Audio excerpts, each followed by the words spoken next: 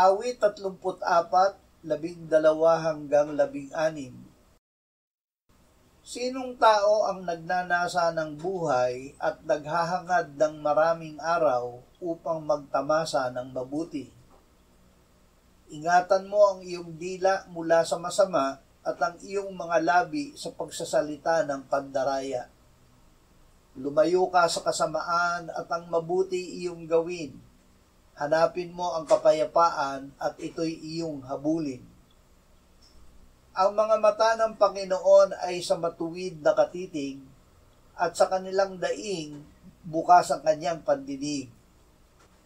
Ang mukha ng Panginoon ay laban sa mga gumagawa ng masama upang tanggalin ang alaala nila sa lupa.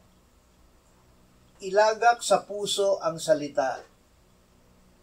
Kapag ang pagkain ay isinubo, ito ay pumapasok sa loob at nagiging bahagi ng ating katawan.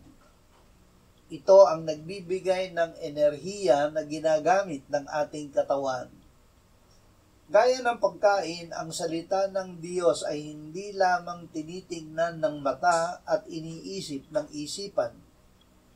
Hindi tayo mabubusog ng pagkaing tinitingnan o iniisip lang. Ang salita ng Diyos, gaya ng pagkain, ay tinatanggap at inilalagak sa puso upang doon ito ay maging ating sariling pananampalataya na may kapangyarihang umibig sa Diyos at sa ating kapwa. Ang salita ng Diyos na nasa ating puso ay makikita sa ating mga gawa ng pag-ibig at maririnig mula sa ating bibig. Ang masaganang salita na nasa ating puso ay laging ibubulalas ng ating bibig.